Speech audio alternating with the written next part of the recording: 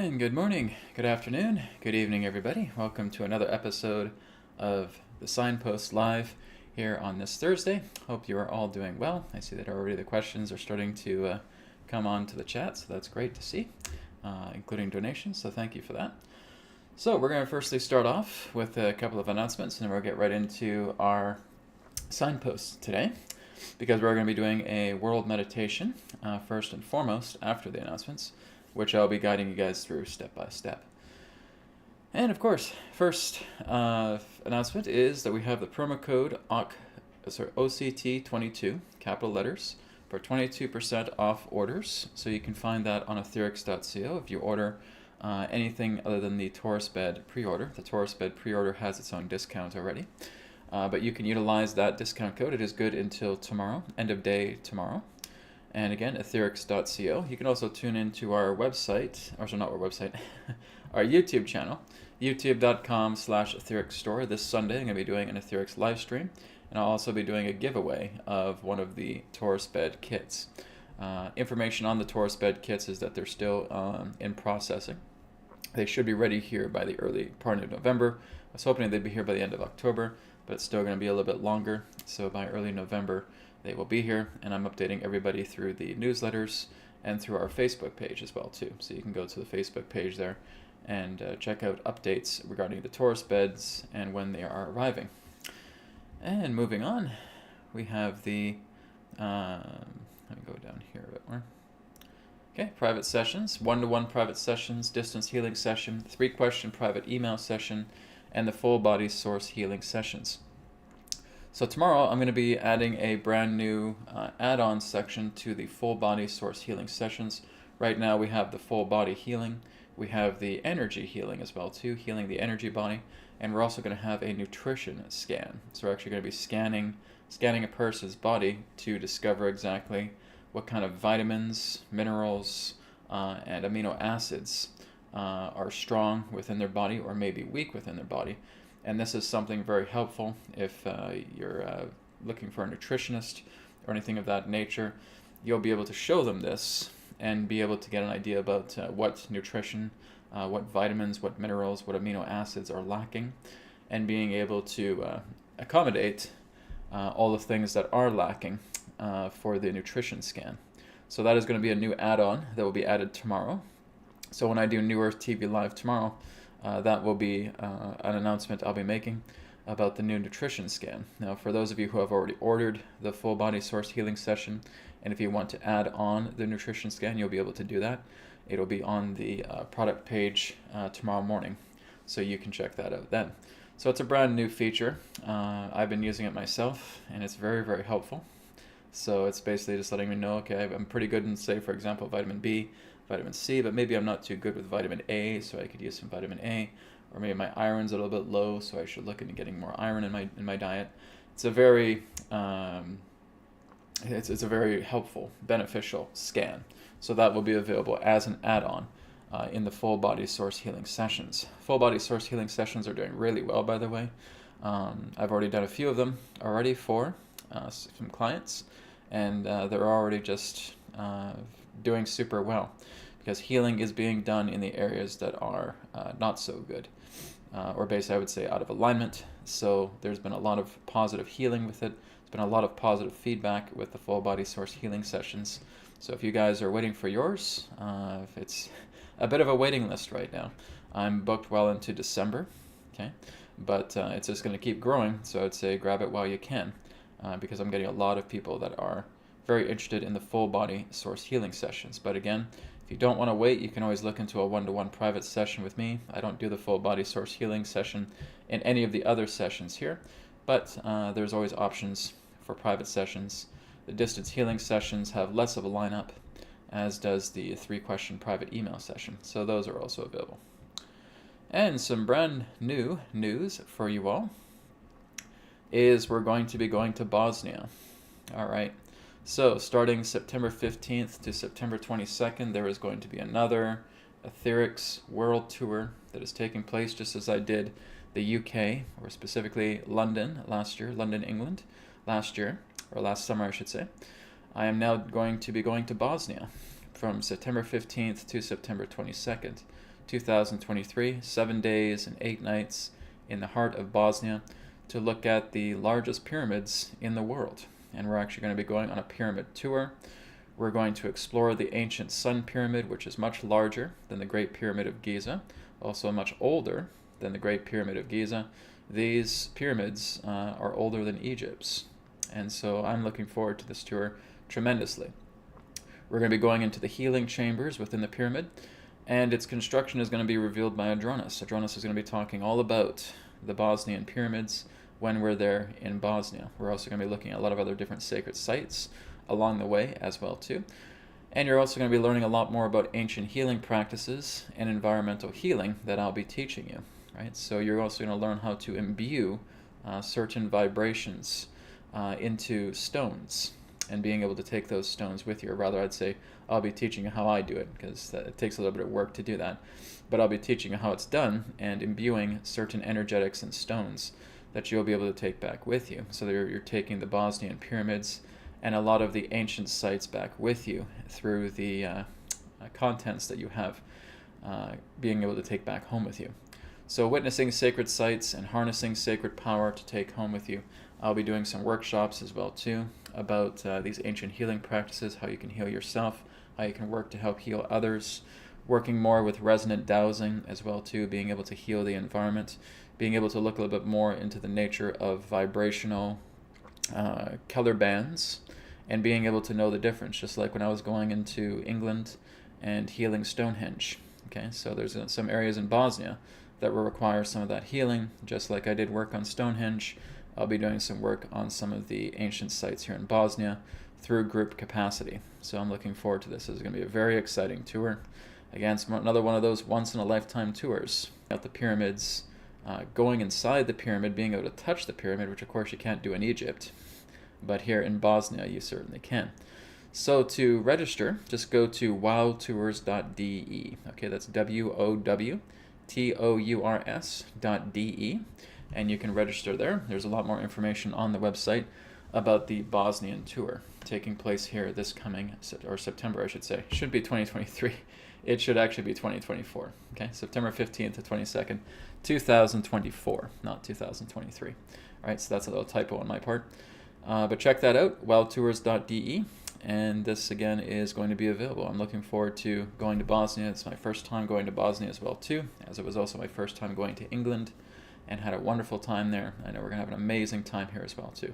So September 15th to September 22nd, 2024. All right, so you can check that out. And everything on the New Earth Teachings channel is backed up onto our Odyssey channel, odyssey.com/@NewEarthTeachings. You can always follow us there too, if you like. All right, so why don't we go ahead and get started with today's webcast with the signposts. So again, hello everybody. As I said, we're going to start off with a world meditation. So what we're basically going to do is we're going to be going into the astral, right? You're going to have a conscious projection of yourself in the astral, and you're going to be looking at the world, and we're going to be performing some healing for the entire planet. Of course, something like this is quite necessary now, as we're kind of thrown into the pot of boiling water with a lot of events taking place that are quite intense. So something like this can be very, very beneficial to help out. And I'm glad you're all here with me so that we can all work together and do this. Okay? So just get yourselves nice and relaxed, nice and comfortable, making sure the body is free of any tension.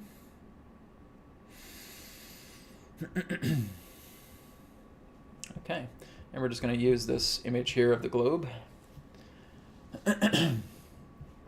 So with your spine nice and straight, we're just going to do some heart rate variability breathing. We're just going to do that a total of 10 times, and we'll be getting right into the meditation itself. So spine straight, breathing in through the nose for 4 seconds, breathing out the nose for 6 seconds.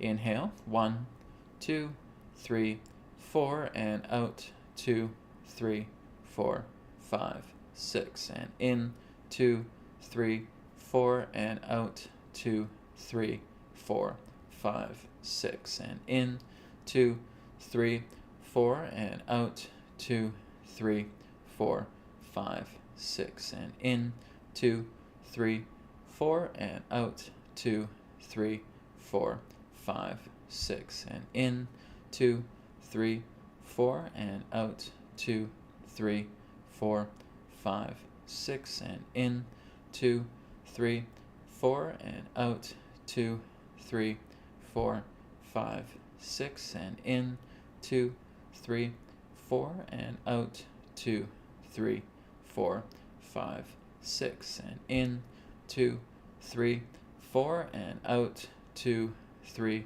4, 5, 6, and in, 2, 3, 4, and out, 2, 3, 4, 5, 6. Last time, and in, 2, 3, 4, and out, 2, 3, 4, 5, 6, and relax. And just bring your awareness now to the heart, as we're going to be doing 3 Om chants towards the heart now. Breathing in. Om.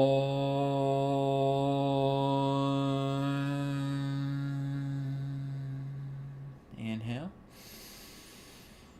Om.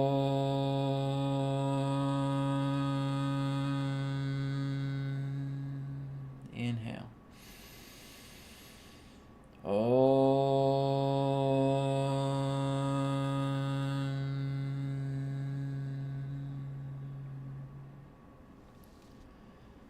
And as you let yourself relax right now, seated in your chair, or if you're not seated, I'd recommend just going ahead and sitting down or laying down. Either is fine. And I want you just to feel as if you're just growing past your physical body, where you're tuning into your dream body, your astral body, and you're just feeling yourself getting larger and larger and larger, being larger than your entire living space, continuing to grow, being larger than your town or your city, being larger than the entire continent that you reside upon, and just feeling yourself being larger than the entire earth, where you have become so large you can fit the earth in the palm of your hand. And just feeling your gigantic astral body that is cosmic in size, just like you're holding the earth in the palm of your hand, looking down upon the planet, very similar to what you may see here in the graphic. You're just seeing beautiful Mother Earth there, this precious jewel of the cosmos, shining and radiating brightly with her beautiful blue light. I want you just to look upon the earth right now, and you're just looking at every single continent. As you look at, for example, the continent of North America, you're feeling it illumine in a beautiful golden light.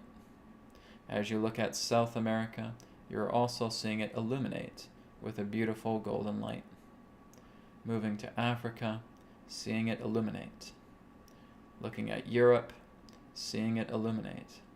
Looking at Asia, seeing it illuminate. Looking at Australia, seeing it illuminate. Looking at Antarctica, seeing it illuminate. Seeing all the continents of the world, all the land masses of the world, illuminate in this beautiful golden light. If you are not able to visualize it, just feel it. Just know that that is what's happening. As you see all of the beautiful land masses upon the earth, you see all the human activity upon these continents, you can feel that as the land masses are illuminated, you can feel every single human being on that landmass. You can feel all the things that they're going through. You can feel the duality of perspective. You can feel the duality of challenges and conflicts, traumas, but you're also feeling their happiness. You're also looking a lot more deeper past the surface of themselves. Just like you're looking at the surface of the ocean, where you see these rapid waves forming, and these rapid waves represent those emotional tendencies, those challenges, those conflicts, those traumas. But as you go deeper beyond the surface of the ocean, where you are submerged deeper and deeper into the water. You are feeling nothing but calmness. You are feeling nothing but the complete and total subtlety of the ocean itself. For the deeper you go into the ocean, the calmer everything is. And that's what you're doing right now, is you're looking into every single human being that resides upon those land masses, and you're going beyond their surface. Their surface is wild, it's active, it's fragile, but you go beyond their surface. You go deeply into the core of their being, and it's like the ocean. The depth of the ocean where everything feels still, everything feels calm, everything truly is subtle. And I want you to feel that within yourself, that you may have some tides, you may have some waves forming upon the surface of your ocean. And I want you to go deeper, I want you to penetrate deeper into your own ocean, so that you're coming right into the depths of it. And as you go deeper and deeper and deeper into the core of yourself, it's just like the depths of the ocean. It's calm. It's subtle. It is completely still. And I want you to tune into that. I want you to tune into the stillness of yourself, just like you're submerged 100 feet beyond the surface of the ocean, where you just feel stillness. Everything's quiet. Everything's calm. Everything's centered. You are contained in the void of stillness and the void of surrender. And this is where you draw your true power from. It is within the heart of yourself. And I want you to feel that heart just beautifully opening like a blossoming flower. And you're just feeling that energy of calmness, that energy of stillness, that energy of bliss flowing through your arms and going directly into your hands, into your palms. And you can slowly bring your hands together and just start to rub a little bit more. Feeling the friction, the warmth of your hands.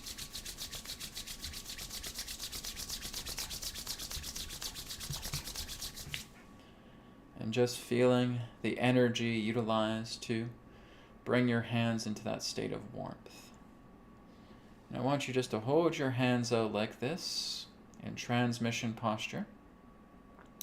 And I want you to feel like you're radiating these perturbations, these waves of that subtle energy.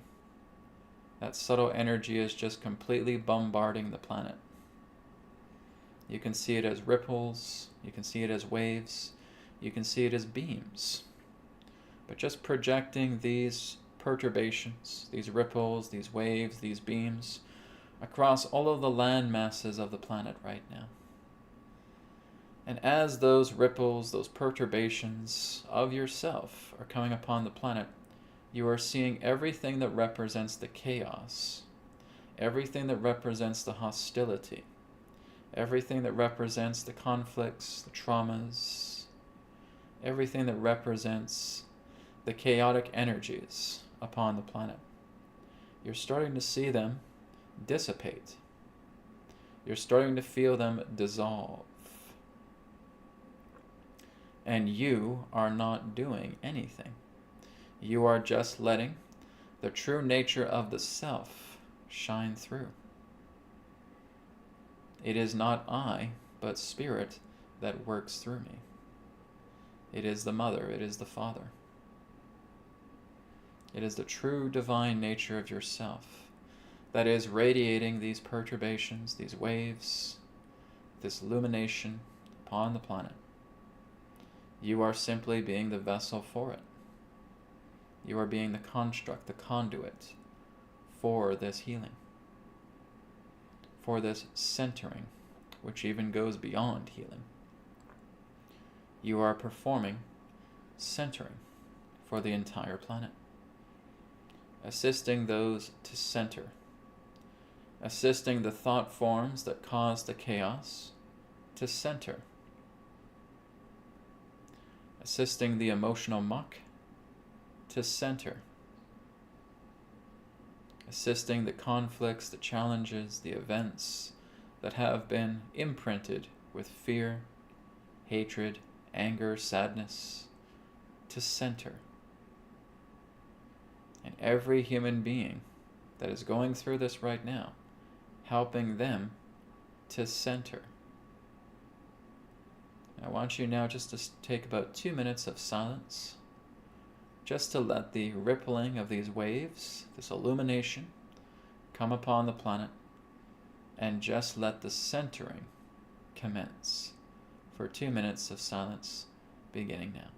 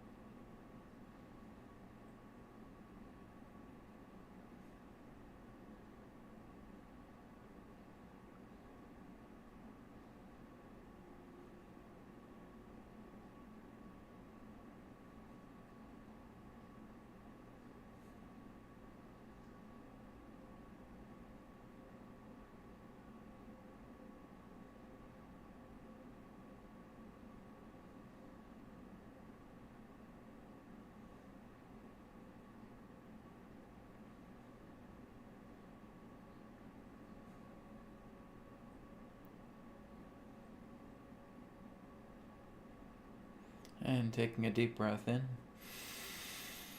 deep breath out.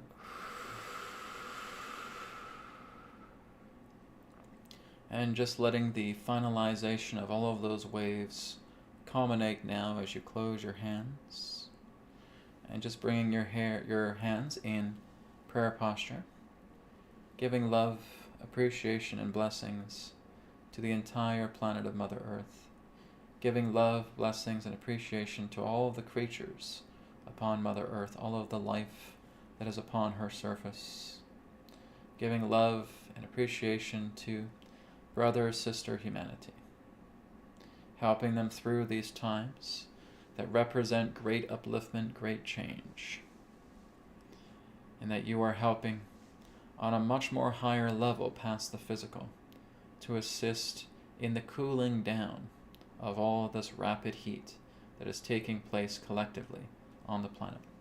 For it needs to happen, for it needs to take place, but you are offering your own assistance to soothe this transition that needs to happen here and now.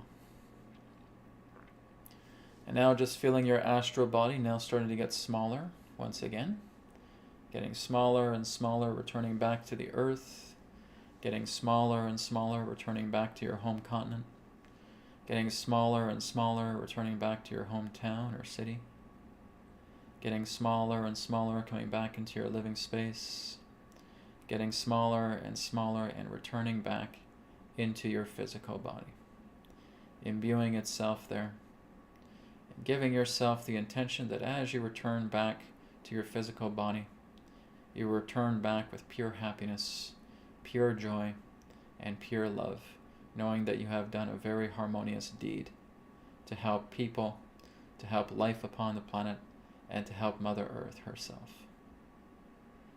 And taking a deep breath in, Deep breath out. And when you are ready, you may return.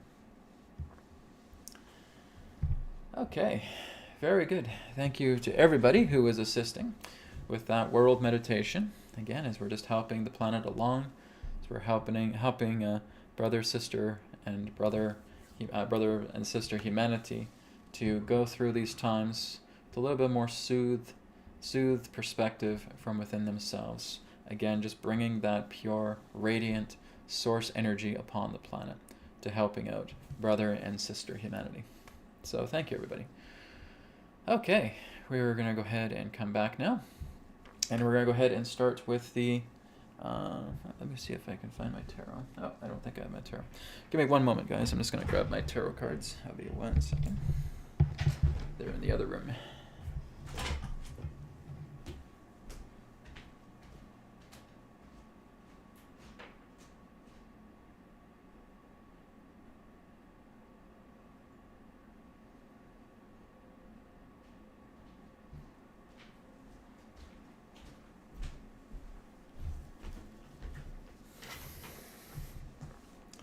Okay, so I have the tarot cards on standby just in case any question warrants their need. All right. And I fixed the audio so I'm not echoing anymore, so that's good. All right, so let's go ahead and look into the chat. So again, hello everybody. Thank you for being here. So I'm going to go ahead and look at some donation-based questions first, and we'll get into some other questions as they appear. So this first donation question here is from Z-Man. Z-Man says, "Hi Brad, and thank you for your donation, Z-Man. Has the Australian tax office, equivalent to the IRS, been abolished or taken over? Is it safe for Australians to not bother with tax returns anymore?" Okay, it's a good thing I grabbed my cards. So why don't we go ahead and take a look at that regarding this question about the Australian tax office, if it has been abolished or taken over. Okay. See what the cards have to say about that.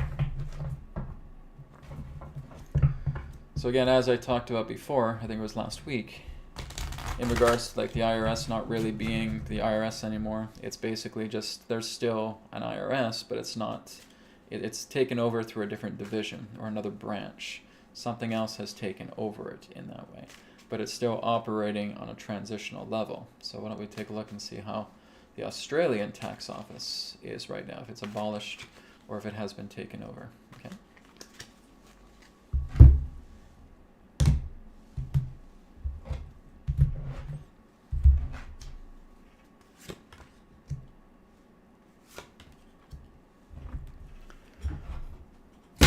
Okay, so make a little bit more room on my desk here. There we go.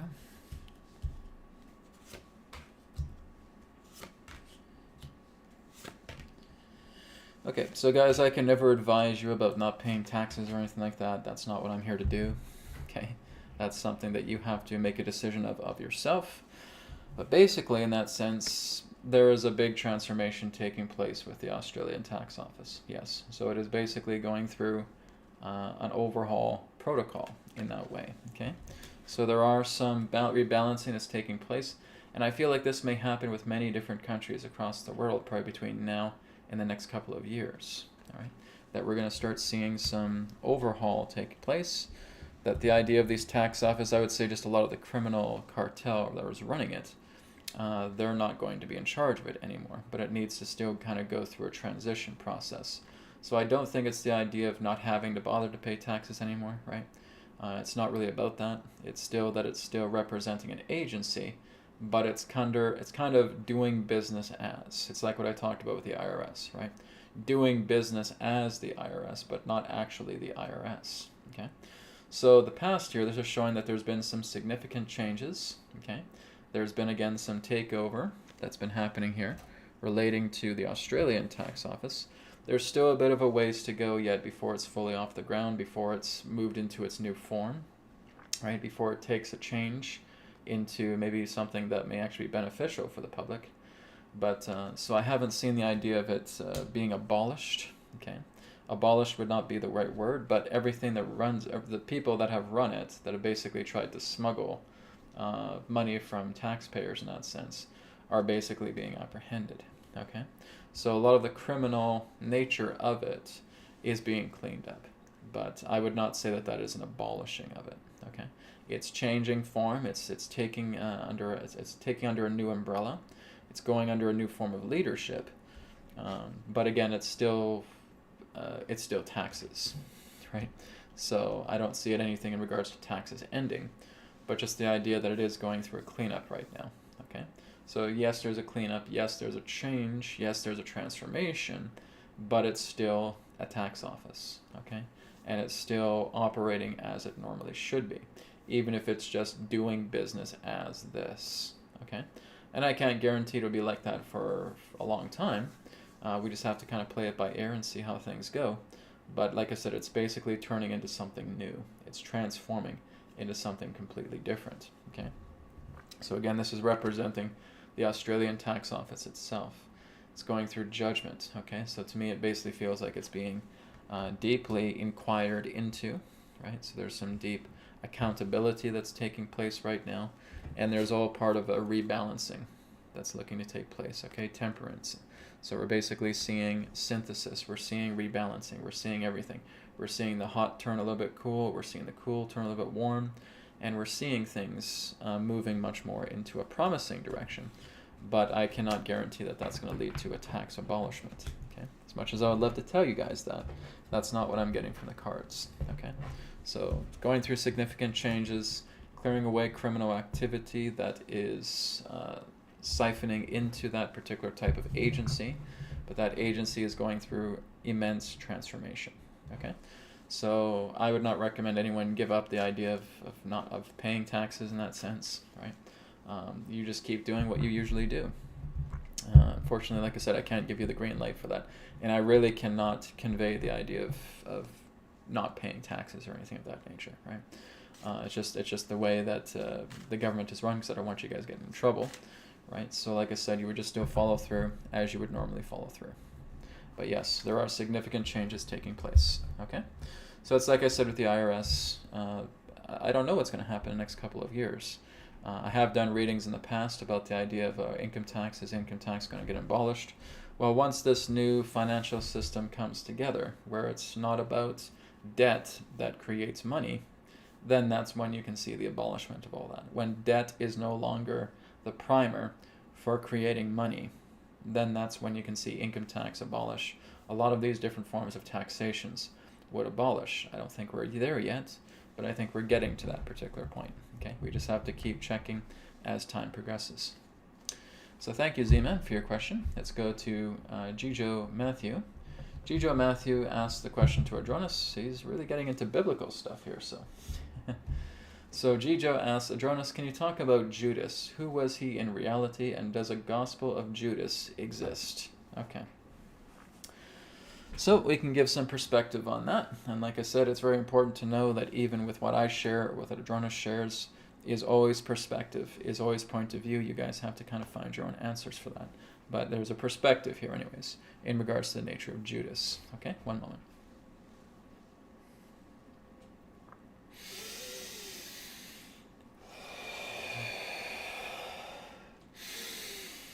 Terra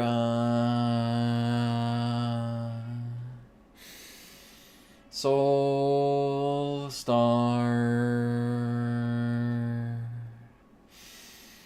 Sirius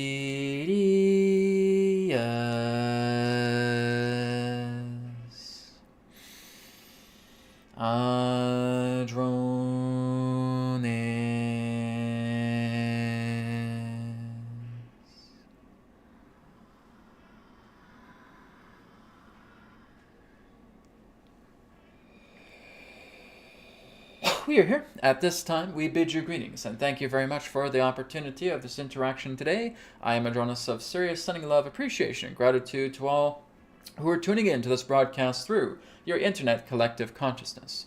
What we would like all of you to do at this time is simply allow yourselves to get relaxed, get comfortable, and tune in to the vibrations of Sirius, so that you may synchronize, harmonize, and align to all of the information that we have to share. Also understand that all of the information that we shall provide today is simply that of our perspective, our point of view. For all knowledge, all information, all creation itself resides within your very hearts, beings, and souls. First thing you must understand when you are talking about the Judas Iscariot, everything that he did in regards to what history recalls is something that his teacher, his Lord, commanded him to do. That's what you need to understand, first and foremost.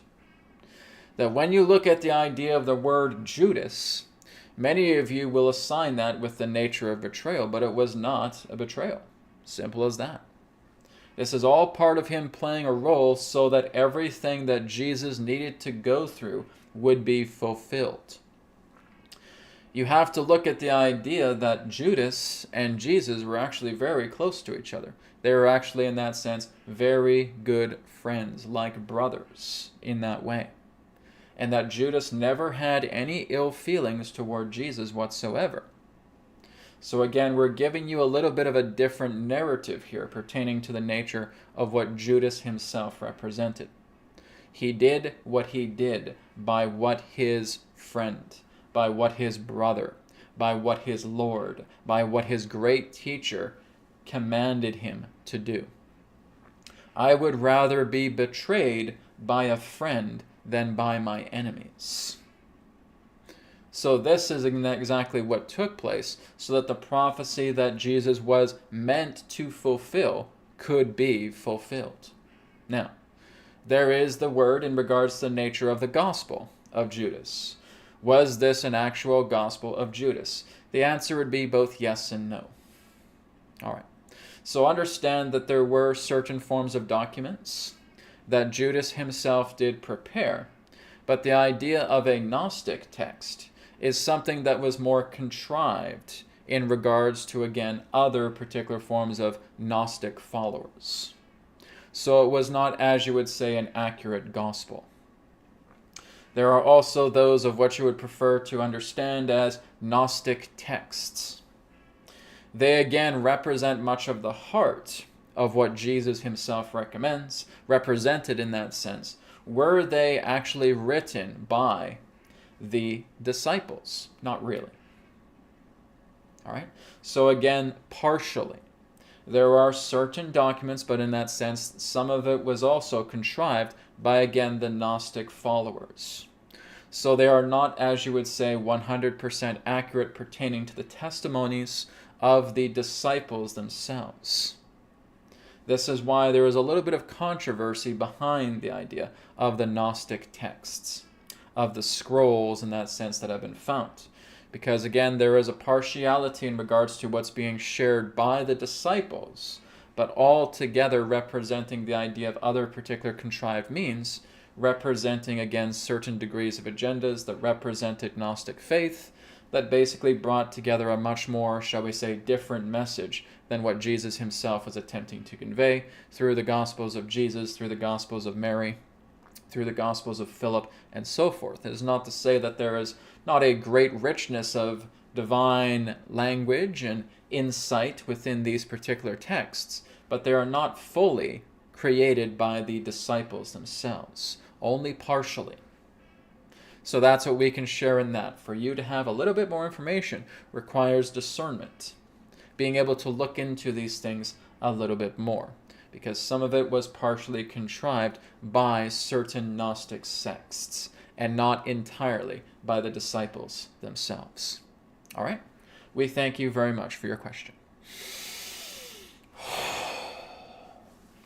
Okay. Very good. So, Z-Man, I hope that answers your question. We're also going to do a little bit of a tarot in regards to the Gospel of Judas as well, too. If it was something that was fully written by Judas, right? So we'll even take a look at a tarot for that in regards to the Gospel of Judas.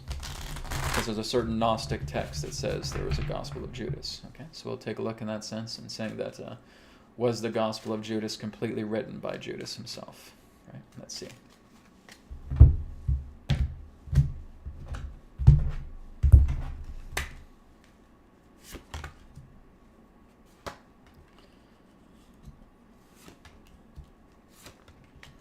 Okay, so it is kind of a feeling of a yes and a no as well, too. Okay, so Judas did play a part in regards to a partial writing of the gospel, but it feels like it was kind of left unfinished. It feels like others are kind of coming in and basically finishing up what Judas was trying to convey, okay?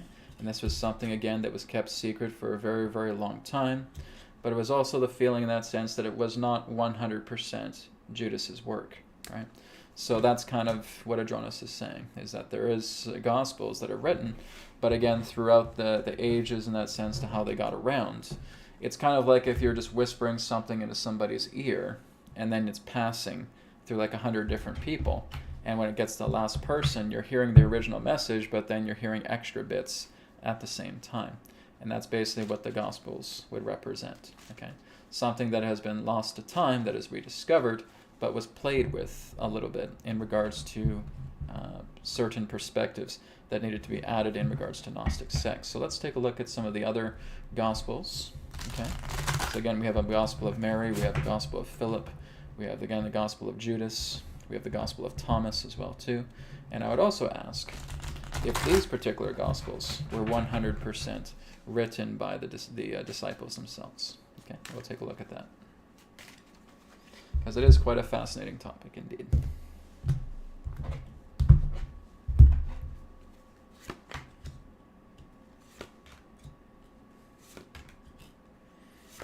Okay, yeah, so I'm basically getting the same thing.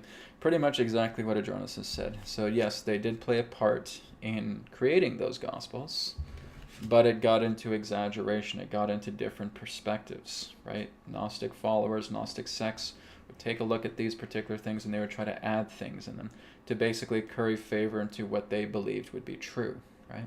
So again, some of the original imprint of the disciples are in there, but again, it's not to say that it's not beautiful in its way, but again, it does represent certain degrees of exaggeration. So it was an initial phase of truth. It wasn't all the way, but it was an initial phase pertaining to truth shared by the disciples, okay? So it's kind of like you're looking at the nugget of truth there, but there's been a lot of add-ons to it. There's been a lot of addendums relating to quite a few of those texts that may or may not have been what the disciples themselves were trying to say. Okay, so it's a mixed bag at best. All right.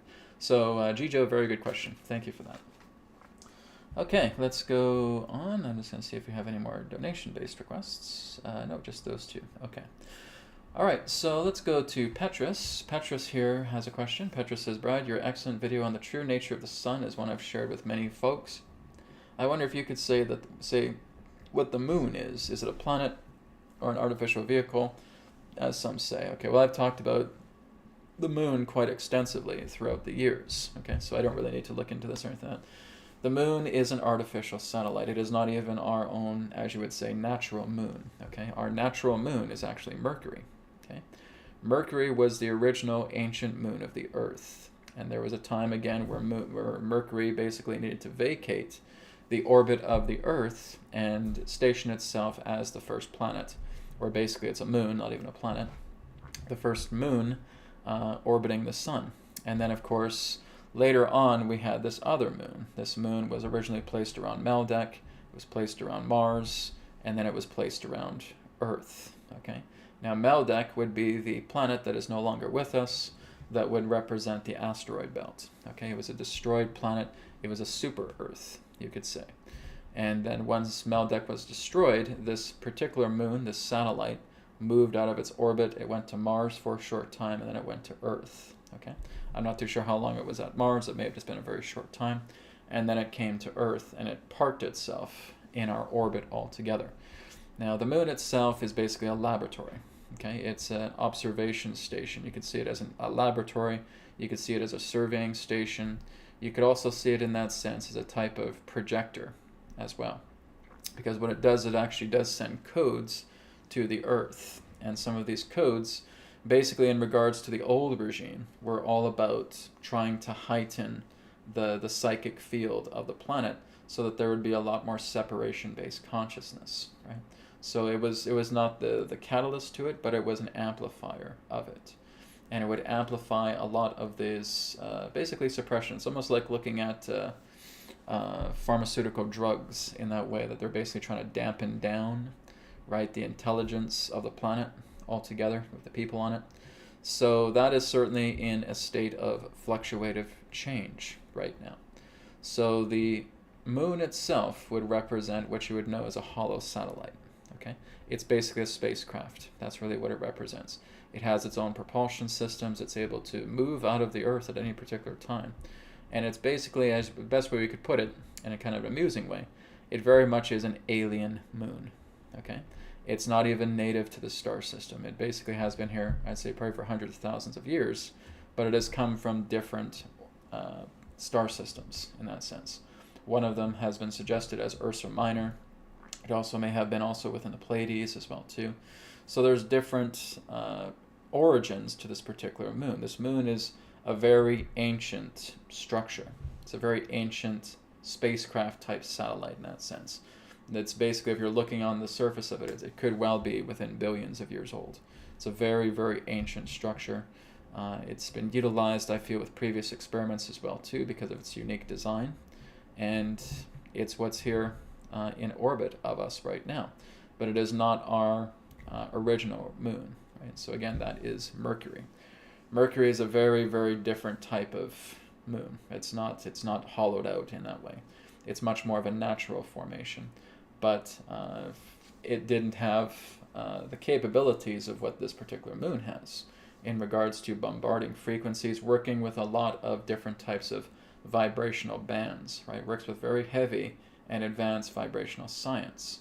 And it's capable of, again, producing a lot of these particular forms of bands that would cause interference into the Earth's atmosphere, wreaking havoc with its own bands, and basically amplifying it so that it would try and take over, right? This is why the moon is able to push and pull the tides, right? It basically has its own particular type of torsion, its own kind of tension that basically, in that sense, is trying to dampen down the collective consciousness of the planet. And this is why it's basically been here for about, we could estimate about 10 to 12,000 years, approximately, okay?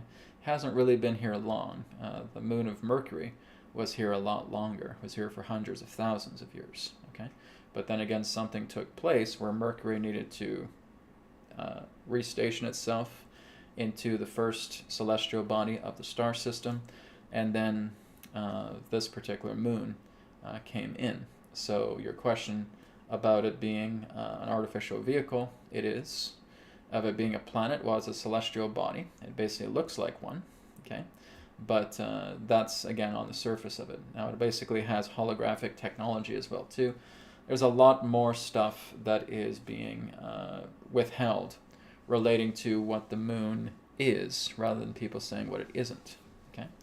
There's basically cities all over the moon in that sense. It does have its own atmosphere, and you can know it has its own atmosphere when you know that the sunlight is shining upon it, okay? For sunlight to shine upon an object requires an atmosphere, okay?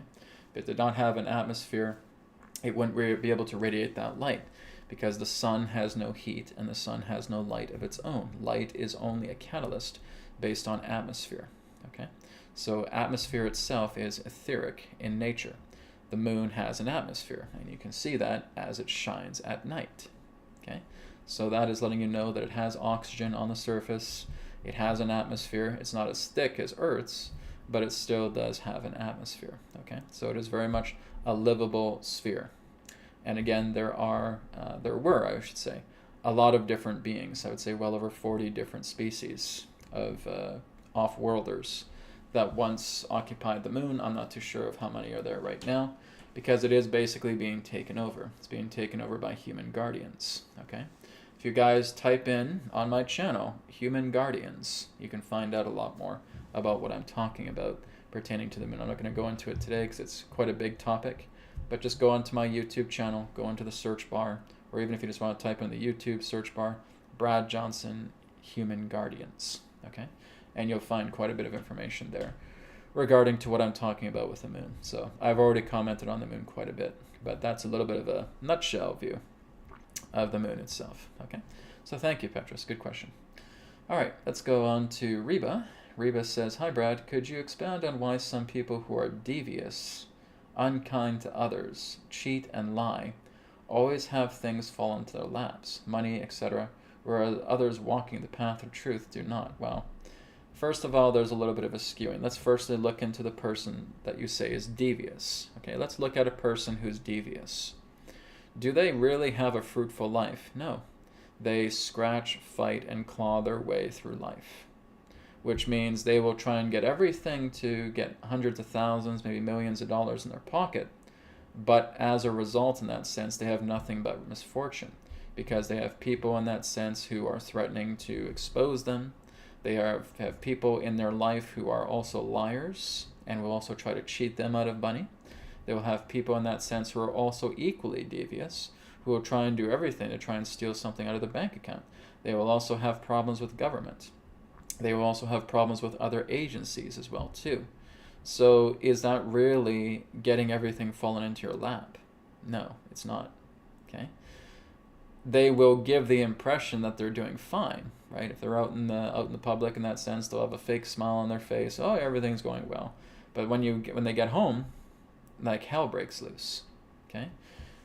What you see in regards to a public image, right? If we're looking at one of the big billionaires of the planet in that sense, and basically they're going out in the public and everything is all right, but if you're looking at them behind the scenes, they're going through peril. They're going through very, very unsettling times, because if they lie and cheat and steal to get their way, then there's going to be people who are going to lie, cheat, and steal towards them. Okay? Everything is, again, like attracts like, right? And I've seen people like that who do very, very well financially, but they're devious, right? They're devious, they're very unkind, they feel like they need to hoard money, and after a little bit of time, you notice that everything about them gets bankrupt. Okay? So they may have their little time in the sun, right? Their 15 minutes of fame, but after that, everything just starts to pour down upon them that is very wretched. Okay? And that happens to pretty much anybody who goes into that particular avenue. Okay? This is not about things falling into their lap. What's falling into their lap is poison. What's falling into their lap is being inauspicious. Okay? If you do any of those particular type of deeds, you may get your 15 minutes of fame. You may get your short time in the sun. But afterwards, everything just starts to crumble apart. You see that with celebrities, right? You see that with famous people in that sense, who are quite underhanded. And they will do a lot of these devious acts, and a lot of that stuff comes together. They turn to drugs, they turn to alcohol, they turn to everything that basically is just completely imploding themselves, because they're just after materialism, right? They have not been able to move themselves into harmony. And so that will happen. Like, we've seen it. Countless examples of celebrities who have had that happen. Leaders who have had that happen, right?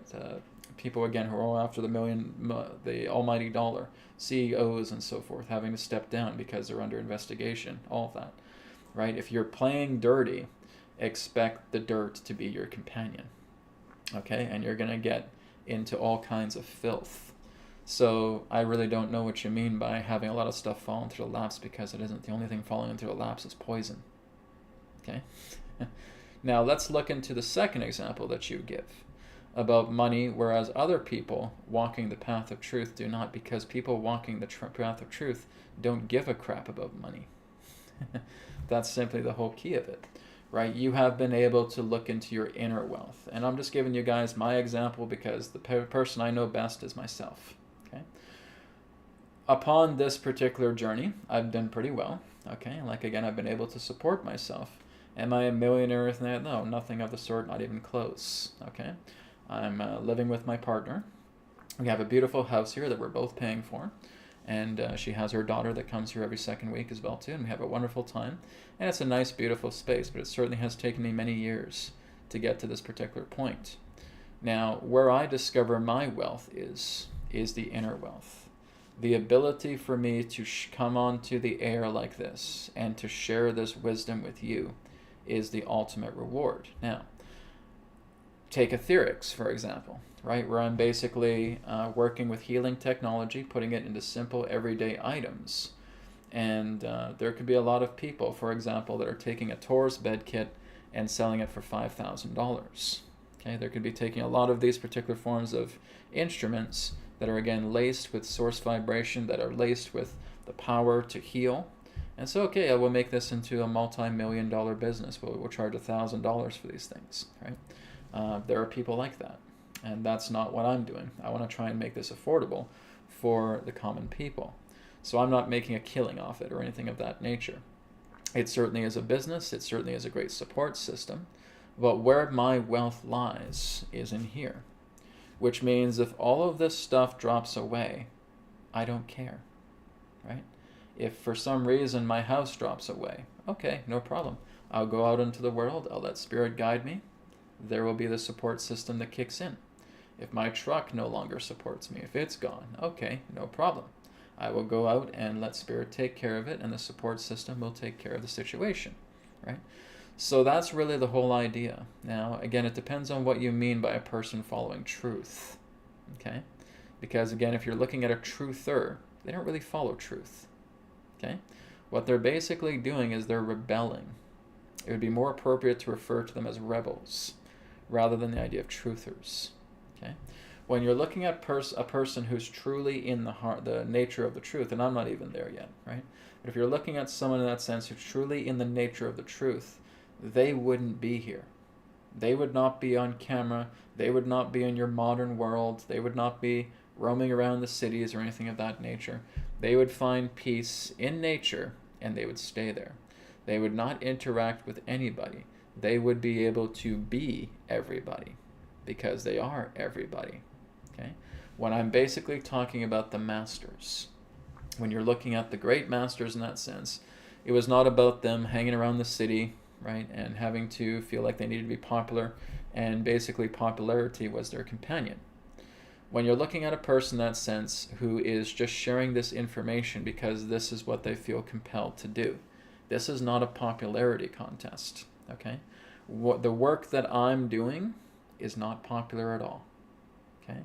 What I'm sharing here pertaining to universal knowledge, what I'm sharing here because I'm basically opposing quite a few different forms of establishments of what they believe the world is or what life is, and I'm constantly telling them, so that's not how it is. That's not what it is, whatever. So my particular perspective is not popular whatsoever. Okay, truth is not popular. Okay, so when you realize that you're not looking in this for a popularity contest, you're not looking in this to become a multi-millionaire, a multi-billionaire. You're doing this because this is who you are. This is the love that you have to be able to stand and receive this knowledge and then share it with others. There's your wealth. There's my wealth, guys. Okay? My ability to being able to receive all this information, to share this knowledge, that's my $1 million. That's my $1 billion. But it is in here.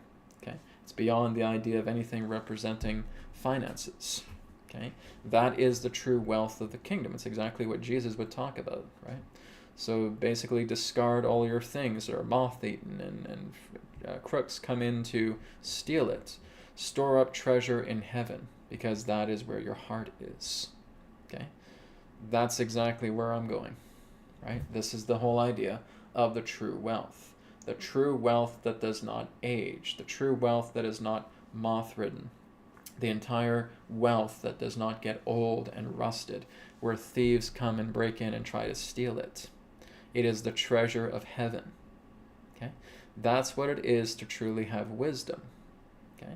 And I like to think that's basically what I've been sharing on this channel since 2011, right?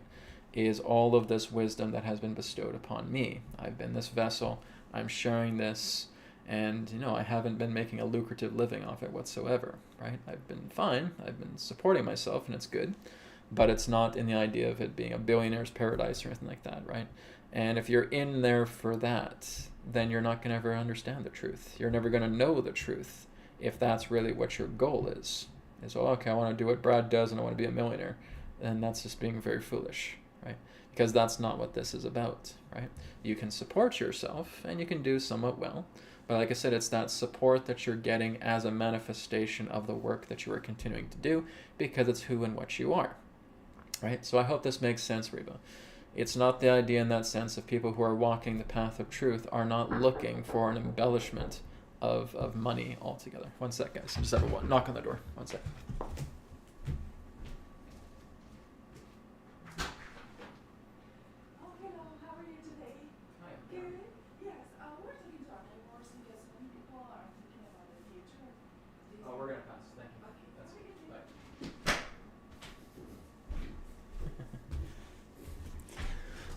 had some Jehovah's Witnesses at the door. Oh boy.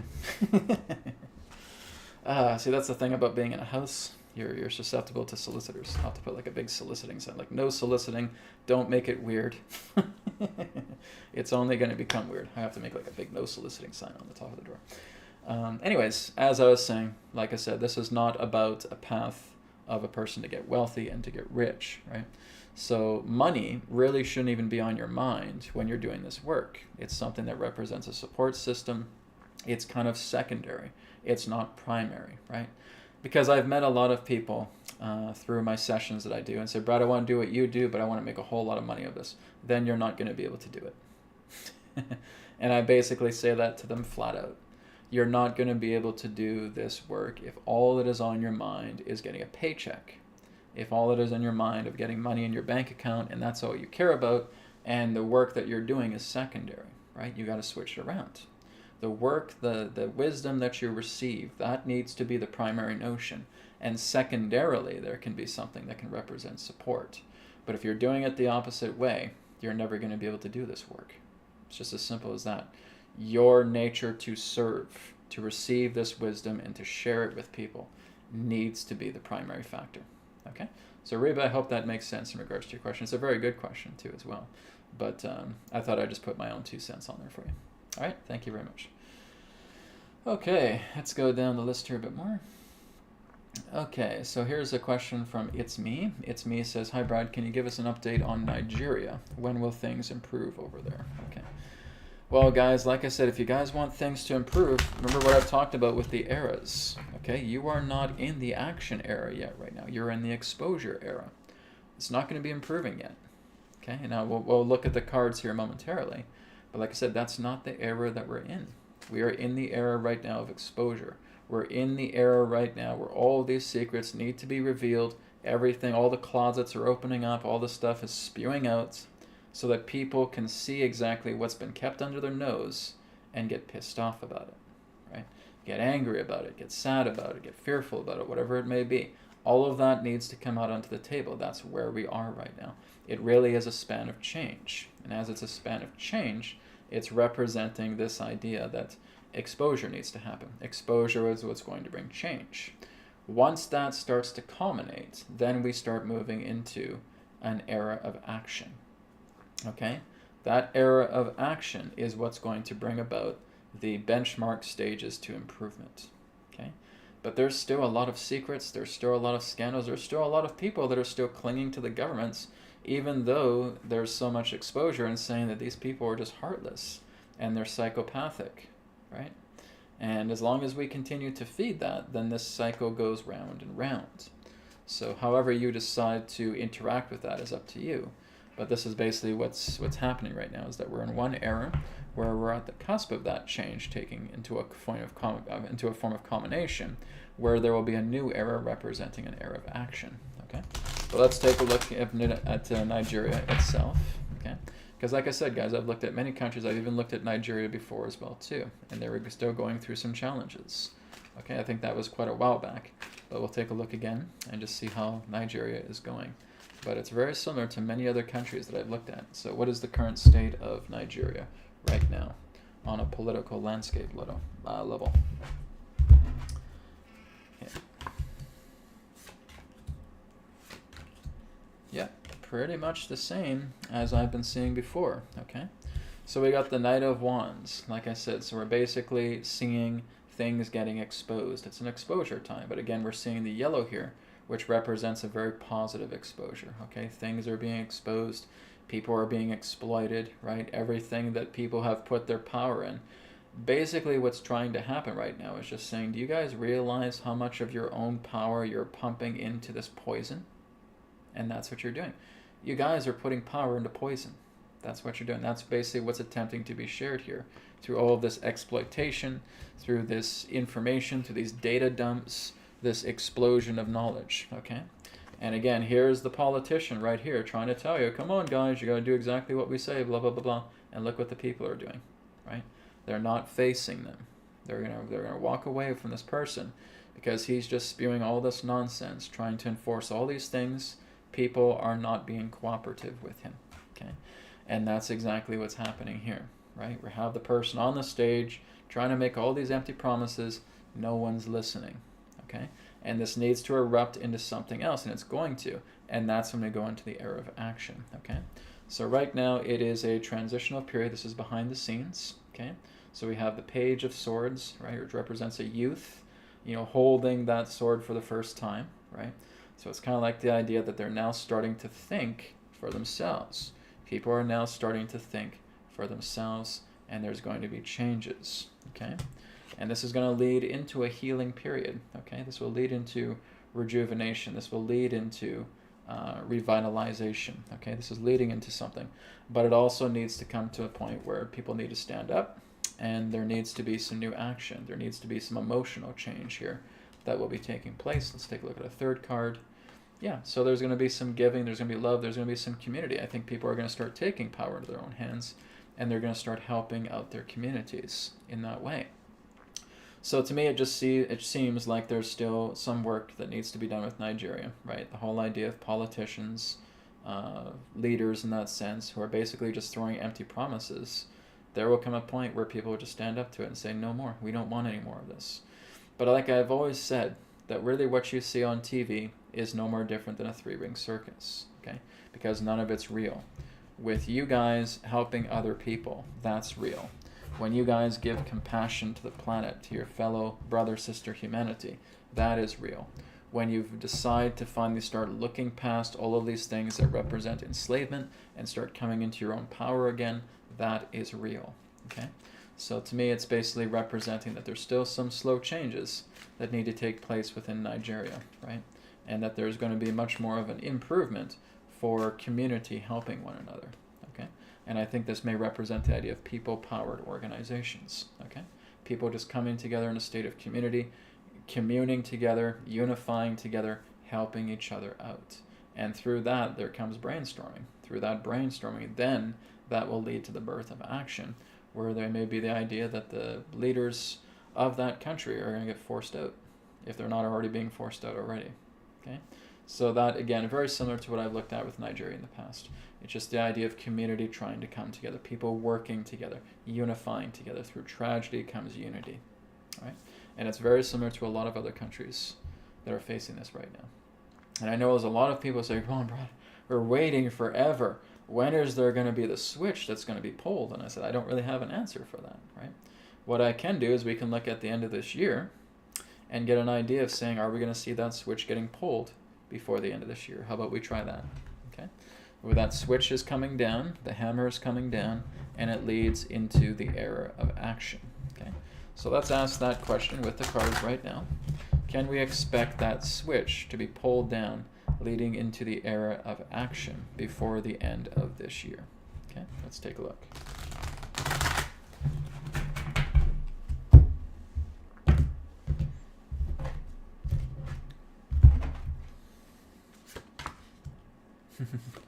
Yeah, I don't think it's going to be happening this year. Okay. People want it. This is exactly what I've been saying, right? We want it. We're like, come on, we're on the time, we're on the clock here. When is this switch going to be pulled down? Not yet, okay? But look at all of this abundance that's around you. I don't care. I don't care. I'm not going to look at it. It's wonderful things that are, hey, I don't care. I want a switch to be pulled. And I'm not going to be satisfied until... Okay, and that's exactly what we're going through right now, right? People are voluntarily putting themselves in a bind. They want to see the switch. They don't see what's around them. They don't see a lot of the goodness that's coming out of this. They want to switch. We want to switch. We want that lever pulled, right? We want that checkmate. By God, it needs to happen, right? And it happens in regards to nature, right? Nature does it. It's not up to me. It's not up to any politician.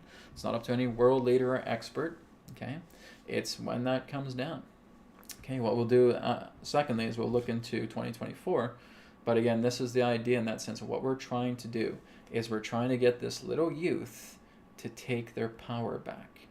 That's what we're trying to do. That's what this whole escapade is about. We're looking at little toddler humanity here, taking the power of this staff and bringing their power back and being able to commit to self-action. That's our goal. Okay? right now there's still a lot of people that are kind of snoozing, okay? And we need to get them to wake up. They need to open their eyes and come together, right? So again, here's the Queen of Wands, right? Representing that state of empowerment, of action, of fire, okay? So end of 2023, no, I'm not seeing that happen in regards to the era of action. Why don't we look in 2024 then, okay? This will be the second and last time we'll take a look at this question about when is the switch going to be pulled, where we're moving from a exposure era into an action era, where we're going to see things change, where we're going to see politicians change, where we're going to see governments change exponentially. Will that be happening in 2024? Okay, let's take a look.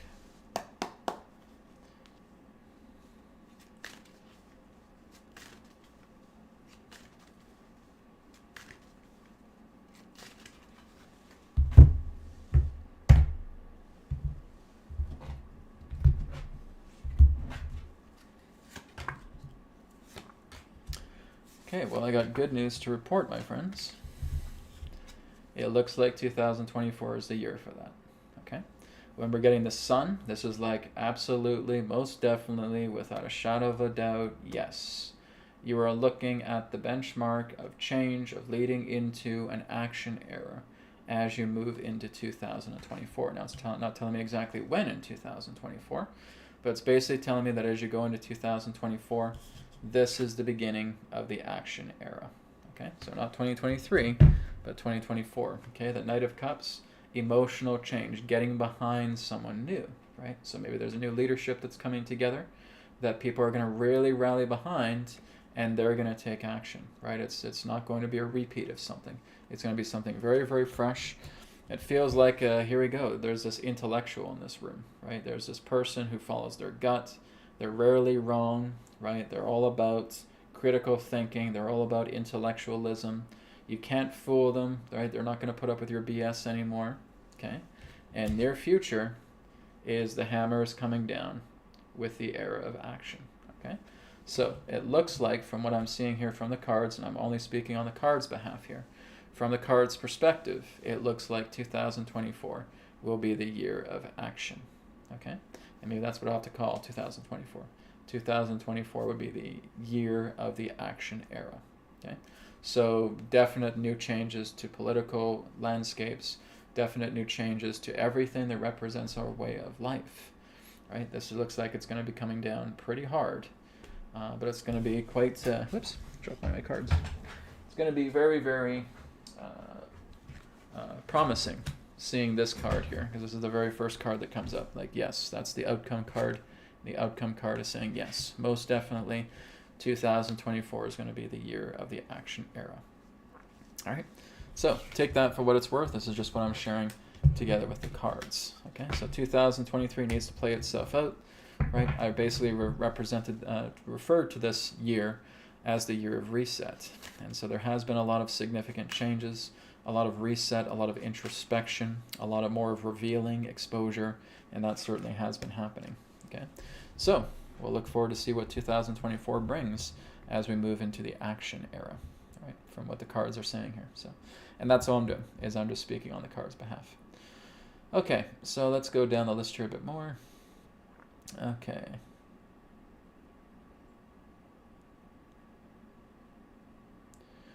Okay.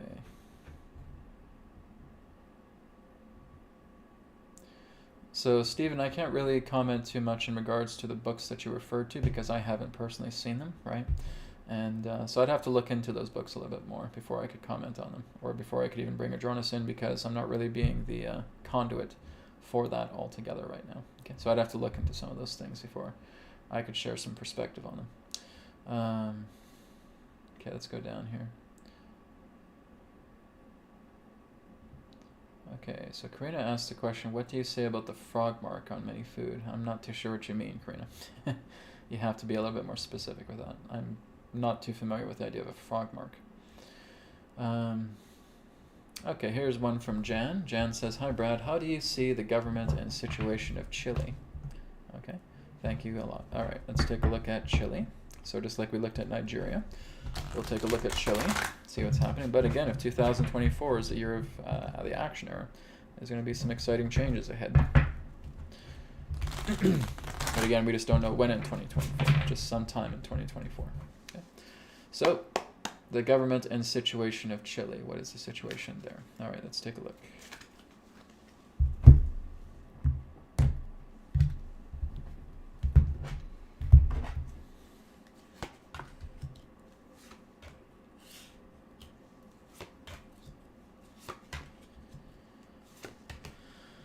Okay, well, like I said, I think there's just more of an exposure that's coming together here. Okay, here's Knight of Wands, right? So we're representing the idea of fire. Looks like some things have been happening behind the scenes with the government of Chile. Like I said, it may represent the idea of new leadership coming together. Okay, people starting to come together and take the power back, because there's the youth with the sword. Okay, critical thinker, new ideas. They're still kind of new to the job in that sense, but they have a lot of potential for something amazing to happen.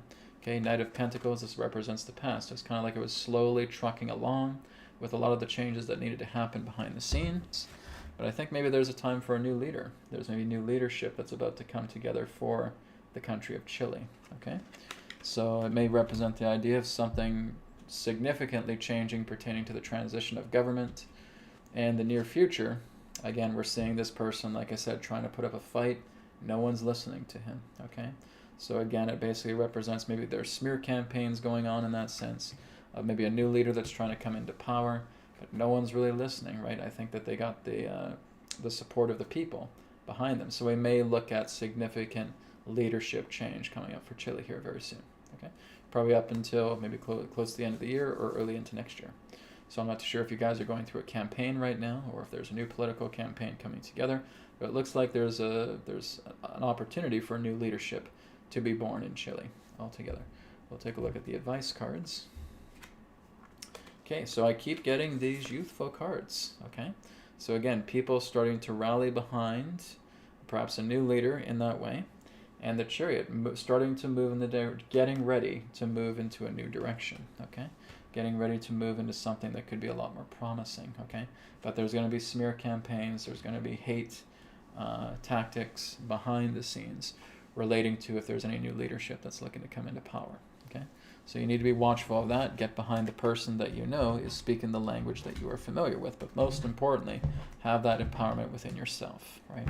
That empowerment with yourself is much more important than any other leader, all right? So that's what I'm getting for Chile altogether. All right, thank you very much. Okay, so I had a comment here with Darling, Darling ... I have had the Taurus bed for weeks and the Prana bed sheet since they first came out. My arthritis in my hip line has never healed. I continue using, of course, understand the directions. Well, here's the problem, Darling. You think that the arthritis is the problem, and it's not, okay? It is viruses, it is metals, it is toxins, and that is what you need to tell the bed to clear away for you, okay? You are not telling the bed to clear out your arthritis, because the body's not going to do this. I'm not going to give up the arthritis. The arthritis is what's protecting your hip right now from getting into greater damage. What I need to do is I need to start talking about the viruses, the toxins, the metals, the contaminants that are causing my body to respond with arthritic defense mechanism. It's like looking at the idea of candida in yourself. A lot of doctors will tell you, oh, we got to try and get that candida out. No, that would be very foolish, because the candida is actually what's protecting and keeping a great significant amount of whatever that contamination or infection is at bay. Okay, so candida is not a bad thing. It's a defense mechanism. Arthritis is not a bad thing. It is a defense mechanism. What is causing arthritis to form is that it's, again, being a defense mechanism for viruses, often Epstein-Barr, herpes viruses, okay? That's often what comes in. Heavy metal toxicity through the body. If you have the healing code cards, if you have the body deck, you should be using the heavy metal eliminator, okay? You should be working together also with the biotoxin eliminator, okay? Because that's also clearing away chemicals, artificial gunk inside the body. Okay, that's exactly what is causing the body to respond in the defense mechanism of arthritis. Okay, it is actually very, very good that you have arthritis, because it's protecting areas of the body from getting further damage. Okay, from the hip basically going into even worse states, where you couldn't even walk. Okay, so this again is not something that doctors will tell you, because they don't understand. They see arthritis, okay, we gotta get rid of that arthritis. No, you don't get rid of the arthritis. You get rid of the very thing that's causing the body to respond with arthritic defense.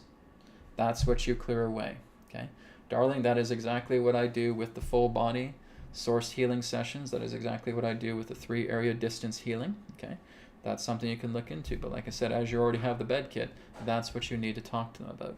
What I would suggest is you go on the internet and you start looking at viral groups. Okay, there's only a few viral groups, and that's what you're telling the Taurus bed to clear away. Okay, so you're basically just putting your hand on the bed and saying, Taurus bed, clear away influenza viruses, right? Clear away herpes viruses, clear away Epstein-Barr, etc. That is what the Taurus bed is going to work together with doing it. It's not going to do it overnight. Okay, it's going to take some time. This can be, you basically, guys, when you have the bed, you need to invest in about 1 year of working with the bed. Okay, I basically have shortened it to give you guys 3 months. But really what I would suggest is that you're giving it 1 year, especially those of you who have severe conditions. Okay, arthritis is a severe condition, but is a defense mechanism. And so what you need to do is you need to invest 1 year of time to really getting things together. Are you improving your diet, right? Are you meditating regularly? Are you working with your own emotional and mental conflicts? Are you cleaning those out? Are you telling the bed, clear away some of these toxicities, clear away heavy metals in my body, clear away viral agents that are in my body, clear away harsh bacteria that's in my body that's causing these situations for arthritis to form? You start doing that, that's what's going to make a difference. It is just basically, again, that we have become ignorant into the idea of how the body responds. When we get candida, we panic. When we get arthritis, we panic. When we get inflammation, we panic. Natural body defense, natural body defense, natural body defense. Okay? That is your body defending itself in regards to invaders, intruders, viruses, harsh bacteria, pathogens, metals, okay? Contaminants, poisons, all of that. That's the body's way of defending itself, but it gets overwhelmed. And it certainly needs our help to go in and say, okay, let's start clearing away the culprits that are causing my body to defend this way. And that's where I'm making headway. So darling, I want you to pay that in mind. If you're not too concerned, then you contact me. Okay? You contact me on Telegram, you contact me through newearthteachings.com on the contact page, you contact me, right? And I haven't heard from you. So it'd be good for you to contact me and I can help you out further with that. All right? Thank you again for your sharing. All right, we're going to probably take 1 or 2 more questions, guys. We're going to wrap up. Okay, let's take a look at Christian Rogue's question here. With how is crypto going to be doing in December? XRP, Cardano, ADA. I'm not too sure what Cardano ADA is. But let's take a look at XRP. Okay, how is XRP going to be doing in the month of December? I'm not a crypto guy, guys, so I'm only familiar with some things of cryptocurrency. So XRP, we'll look into XRP with December. So I have no idea what Cardano ADA is. No idea. All right, let's take a look. I'm not too sure if that's another crypto or something like that. I've never heard of it. Okay, December XRP.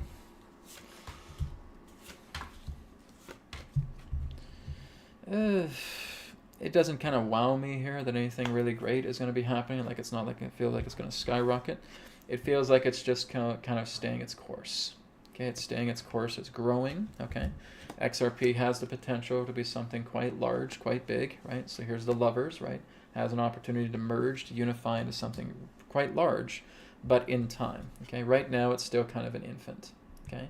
And it still needs time to grow, it still needs time to expand, but it's getting a lot of support, it's getting a lot of good press. So it's telling me a lot of people are getting behind it in that way. But it's still kind of going in a steady direction. I don't see it, blasting off like with a rocket strapped to its back and shooting all the way up to the moon. It's kind of going steady, okay? But I don't feel any blast off points here right now. It's still kind of maintaining a baseline, so to speak. That's what I can share for December with XRP. Okay, so 1 more question, guys, and we're going to wrap up. Okay, I think we're going to end with Alend Hozan's question here. Question, is it true that the Giza pyramids are under control of negative-oriented Orion entities? No, not at all. Okay, that was something that would certainly represent the ancient past in regards to certain significant changes pertaining to humanity, to the dumbing down of humanity. But a lot of those groups aren't here anymore, right? You basically had certain beings from Orion. You had basically reptoids, reptilian humanoids from Orion. You would have certain other beings of the ancient past that would be an imposter Anunnaki, right? So you had a lot of these different types of groups. You had the Draco, you had the Greys, you had the Orions, you had the Nibiruans, you had the imposter Anunnaki. So you had quite a few of them in that sense. But a lot of them primarily are just being booted out. They're being dejected from the entire star system because there is a whole armada here in this star system that's just cleaning everything up.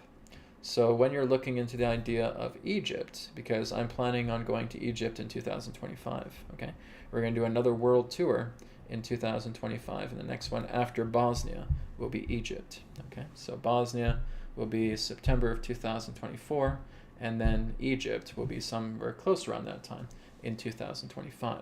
So I'm looking to go to Egypt, and I'm going to be doing some scans there myself, all right? And looking at all of this powerful ancient history of Egypt, which I'm looking forward to. I'm looking forward to Bosnia as well too, because I'm looking at the largest pyramids in the world, and then I'm looking at Egypt with the most ancient history in the world. So I'm looking forward to both of those trips, and I'll be looking into that all together. But no, a lot of these groups have had skirmishes throughout the entire star system. They've had a lot of you could say moles within their company as well too, that basically have had enough. It's very much like a reflection of how the cabal on this planet has been, right? And a lot of these particular interstellar organizations have had moles, and they've had rebellions as well too. Orion is something very, very different. When we're looking at the nature of Orion, they have been under a lot of dictatorship rule for a very long time, and they've had a lot of rebellions there. There's been a lot of fights throughout the Orion constellation, okay? Even if we're just looking at the Orion belt, right? When we're looking at the Orion belt itself, there's a gigantic portal there. Those are like portals to other universes. And so there's been a safeguard there. It's also been the idea that there's been tapestries, other dimensions, other folds that can take you up into higher planes, right? To move into tremendous states of enlightenment by going into these planes, aligning yourself in a certain way, and being able to access these particular types of portal nodes. So there's been a lot of battle for millions of years. There's been what's referred to as the Orion Wars, right? Those have been happening for hundreds of thousands of years. And basically no one really won that war. It really all came down into a state of truce. But there's still been dictatorship that has been running there, and they've been trying to, like the Roman Empire, just stick a flag wherever they go and try to rule with an iron fist. But again, a lot of their infrastructure has been taken down, not only around Earth, but also around the entire star system. So the entire star system, again, is basically purging them out, okay? So a lot of the volatile forces that have been here in the star system are basically on their way out. So this is why I say it wouldn't be under any particular type of regressive rule anymore. It was, but not anymore, okay? Thank you guys, everybody, for your questions. We're now at 11:30, so I do need to wrap up. I'll be back tomorrow at 10 a.m. Pacific for another episode of New Earth TV Live, where we will be doing some Q&A, we'll be doing some distance healing as well too. And of course, another transmission with Adronos. And then Sunday, I have Etherics live stream, so that will be coming up as well. And also tomorrow, I'll be making the announcement about the brand new nutrition scan that is available as an add-on for the full body source healing session. So thank you everybody for all your questions today. I really appreciate it. They're really great questions, every single one of them. All right. Thank you again, guys, for your participation again in the world meditation. I really appreciate that. We need to do more of that, right? That's really going to help the planet out altogether. Blessings to you all, and I'll talk to you again tomorrow for New Earth TV Live. Om Shanti Shanti Shanti. Namaskar, and may it be well with you. Goodbye for now. Thank you so much for tuning in to New Earth Teachings on YouTube. Don't forget to check out our websites, newearthteachings.com, where you can do private sessions with me, and also etherics.co. And through Etherics, you'll be able to pick up your Healing Code Cards body deck, your mind deck, and your energy deck through Etherics. You will also be able to pick up the Etherbed kit. that is also on Etherex as well. Not to mention that you'll also be able to pick up some apparel and accessories that is also available on Etherex. Thank you so much for tuning into this video, and I look forward to speaking to you in the next one. Om Shanti Shanti Shanti Namaskar, and may it be well with you.